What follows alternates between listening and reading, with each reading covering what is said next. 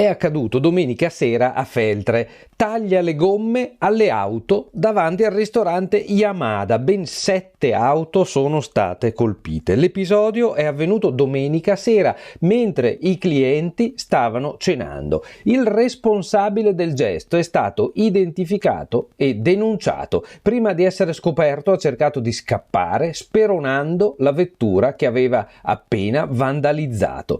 Allora io apprezzo che il Gazzettino nel dare questa notizia non fornisca dati sull'identificazione dell'uomo, della persona, insomma, che è nelle mani della giustizia e come sempre diciamo dobbiamo avere fiducia nelle forze dell'ordine e poi negli inquirenti perché questa persona riceva l'adeguata punizione. L'importante è che sia stato preso, il gesto è incredibile, inaccettabile, è avvenuto praticamente sullo stradone principale di accesso a Feltre da Belluno. Leggiamo qualcosa di più di questo fatto. Doveva essere una serata tranquilla all'insegna della spensieratezza per coloro che si sono recati al ristorante Yamada di Viale Belluno in zona Pasquera Feltre.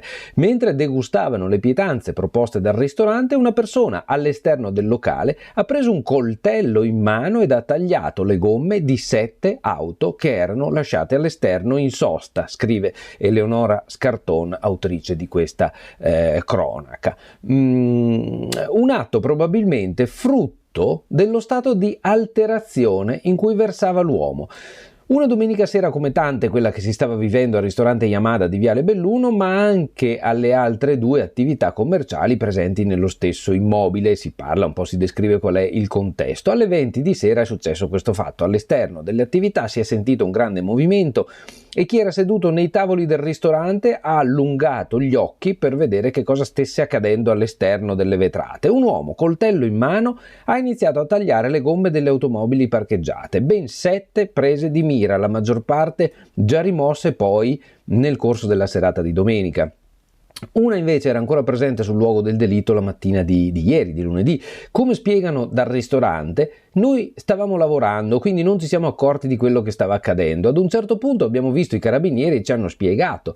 Normale, infatti, che camerieri e personale fossero indaffarati e che quindi non potessero vedere che cosa stava accadendo fuori. Come ogni domenica sera erano numerosi gli avventori. Un testimone racconta questo. Uscendo dal ristorante ho visto un personaggio in probabile stato alterato operare sullo pneumatico anteriore destro di un veicolo. Dubito che abbia usato queste parole che sanno un po' da verbale, ma insomma ci siamo capiti. Insomma, questo testimone ha visto un uomo che probabilmente non era del tutto a posto, insomma, che stava trafficando sulla ruota anteriore. Il testimone racconta che era impossibile non fosse lui l'autore del gesto. Perché? Perché era chiaro il suono di aria uscire dagli pneumatici ed era evidente anche che questi fossero ormai quasi del tutto a terra, quindi l'uomo era lì usciva l'aria in quel momento. Allora, che cosa è successo? Si è creata una certa folla attorno al luogo del misfatto, e lo racconta ancora questo testimone. Allora l'uomo è risalito sul veicolo, qua dice sul proprio veicolo, l'altra notizia diceva, l'altro cenno dice che era su una delle macchine colpite, vabbè, questo starà agli inquirenti accertarlo. Tentando di uscire dal parcheggio ha speronato l'auto che stava presumibilmente vandalizzando. Sul posto sono giunti i carabinieri della stazione di Feltre, allertati dai presenti, che si sono immediatamente messi alle calcagna dell'uomo, che poi è stato bloccato e denunciato. Se questa azione è frutto dei fumi dell'alcol, insomma io dico facciamoci sempre 2 domande sulle conseguenze anche così indirette, oltre che su quelle sulla salute, insomma, che questo vizio così diffuso in provincia di Belluno purtroppo provoca, no? Allora abbiamo cominciato così, con questa notizia non proprio divertente, insomma, la rassegna stampa di oggi, martedì 20 dicembre, rassegna stampa di Radio Piave in Blu, condotta dai giornalisti dell'Amico del Popolo, buongiorno a tutti, da Luigi Guglielmi. Prima pagina del Gazzettino di Belluno, altra notizia poco divertente, un tubo rotto, i nostri acquedotti che fanno acqua e non è una battuta. Tubo rotto senza acqua per 3 giorni, ad Omegge di Cadore da venerdì necessarie autobotti e taniche. La falla è stata individuata, ieri i rubinetti sono tornati a funzionare. La denuncia del sindaco Barnabò: la rete è vecchia, bisogna intervenire al più presto per ammodernarla. E qui io torno a dirvi quello che vi ripeto ogni volta quando arrivano queste notizie. La cura Vignato dei debiti pazzeschi del BIM GSP, 90 milioni di euro accumulati in una decina d'anni,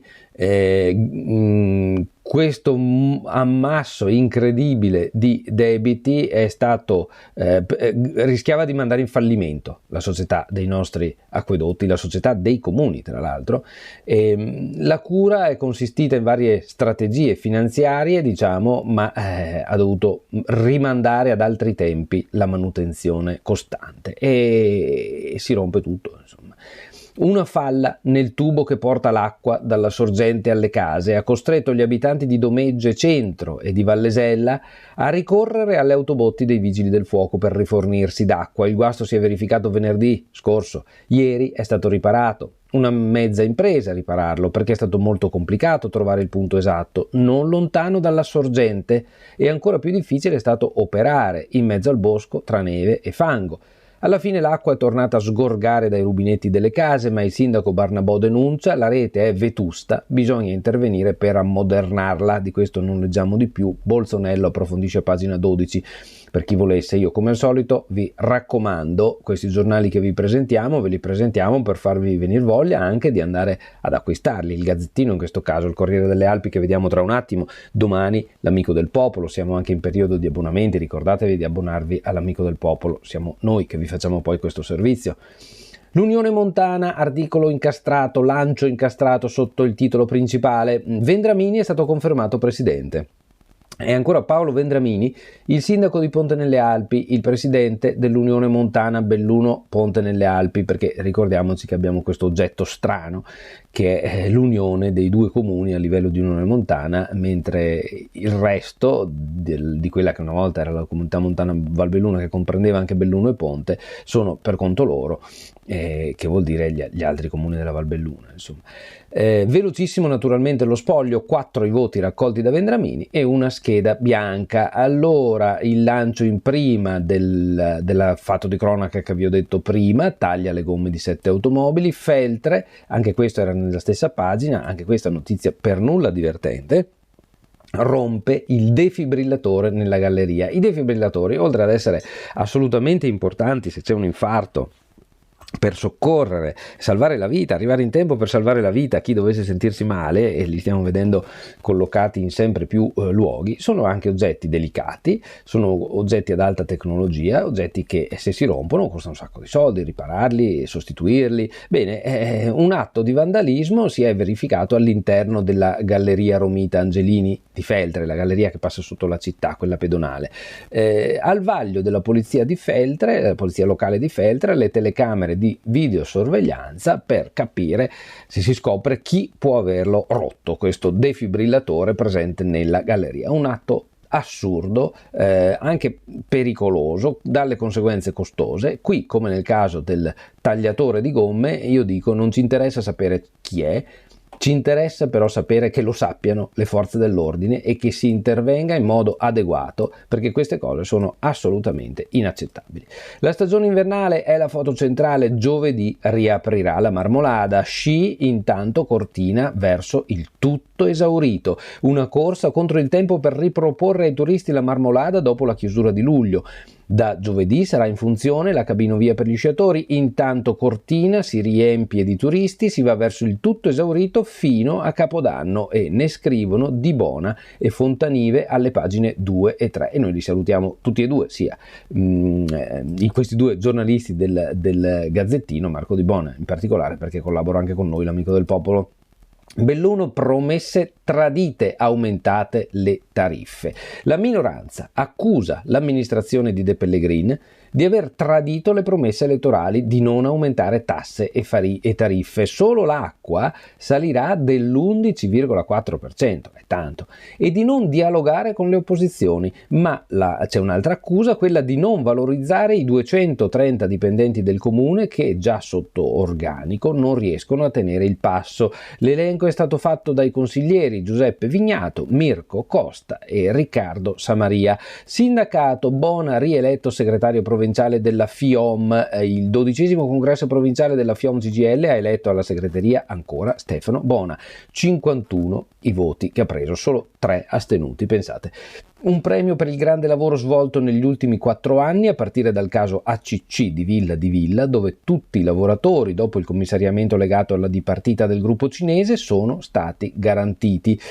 Una sfida vinta dopo 2 anni di dure battaglie. Questi personaggi dobbiamo dargli atto, insomma, dell'importanza, insomma, del lavoro che svolgono. Disabili in montagna grazie al CAI, volontari con una carrozzina speciale. C'è anche la fotografia di questo strumento. L'escursionismo adattato ai disabili è una delle punte di diamante del CAI di Feltre. Da poco più di un anno la sezione feltrina del club alpino italiano ha intrapreso la strada chiamata Montagna che aiuta, e ci sono questi volontari che permettono ai disabili, su una carrozzina speciale, di godere delle bellezze dei nostri sentieri in montagna altrimenti inaccessibili. Bravissimi e basta. Dolomiti Bus, la fuga degli autisti, pagateli di più. C'è stato anche l'altro giorno, abbiamo pubblicato anche sull'Amico l'altro giorno, l'Amico del Popolo, www.amicodelpopolo.it, la notizia che Dolomiti Bus cerca da subito autisti con contratti a tempo indeterminato, ma quanti commenti sotto la notizia ci dicono dovete pagarli di più, è logico che poi se ne vadano, i turni sono massacranti e i soldi sono pochi. Così, insomma, io dico quello che ho visto, poi insomma bisogna un attimo capire come stanno le cose. Lauredana Marsiglia approfondisce a pagina 5, il lancio in prima è questo: l'estensione del servizio Dolomiti Bus anche a Cortina, perché anche a Cortina, dove fin qui ha operato la SEAM, società comunale, adesso il servizio dell'autobus passa a Dolomiti Bus. L'estensione del servizio Dolomiti Bus anche a Cortina avrebbe aumentato la fuga di autisti dall'azienda di trasporto, già in grave carenza di organico. Oggi il servizio è garantito esclusivamente dal lavoro in straordinario a cui sono costretti i dipendenti per coprire la mancanza di almeno 40 autisti, afferma Bergamin della segreteria FIT CISL. È chiaro che i lavoratori, a parità di stipendio, preferiscano un posto in fabbrica che garantisce meno responsabilità, sabato e domenica liberi, orari fissi e tutte le ore di impegno giornaliero pagate. L'autista invece può arrivare fino a 14 ore fuori casa e viene pagato per 6 ore e mezza al giorno. Capite che questi sono problemi non da poco. Probabilmente, come nel caso di molte figure sanitarie, gli infermieri, gli OS e così, bisognerà probabilmente ritoccare le tariffe perché non corrispondono di sicuro all'impegno che viene richiesto. Penso proprio agli OS, in particolare nelle case di riposo. Non si trovano, ma bisogna farsi 2 domande: perché non li si trova? Tiro con l'arco, Arcieri del Piave, le giovani promesse salgono sul podio in Coppa Italia. Zaia, ho voluto la Val di Zoldo come tappa del Giro d'Italia. Agordo, l'ecocentro della Vallata, riapre dopo 6 mesi.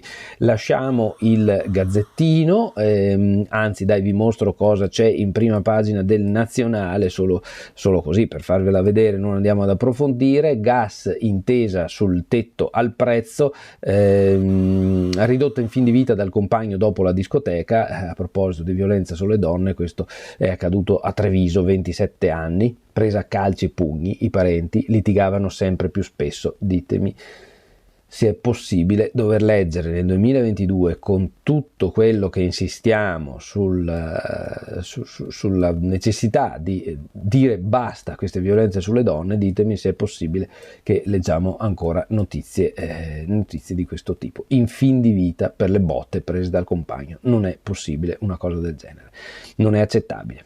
Allora, passiamo al Corriere, come vi ho detto. Sul Corriere l'ho lasciato aperto prima di cominciare la rassegna, quando ho guardato che cosa c'era, perché vorrei segnalarvi in particolare di pagina 11 questo approfondimento che si basa sui dati ufficiali dell'Ufficio di Statistica della Regione del Veneto.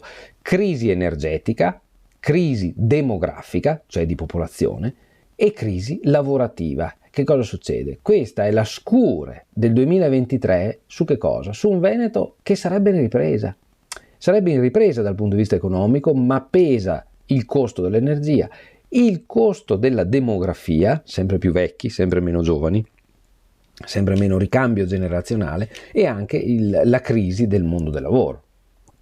Adesso io non credo che abbiamo il tempo di andare ad approfondire, però vi leggo solo un paragrafo di questo articolo. Crisi demografica. La crisi non è solo energetica, ma è anche demografica, scrive il Corriere delle Alpi, con 32.771 nascite nel 2021, dato in leggera ripresa al 2020, dove se ne attestavano intorno a 32.672, siamo briciole in più, il 32,8% in meno rispetto al 2008, cioè questo anno scorso, di cui adesso si tirano le somme, ha avuto il 32% di nascite in meno rispetto a 15 anni fa. Una cosa incredibile.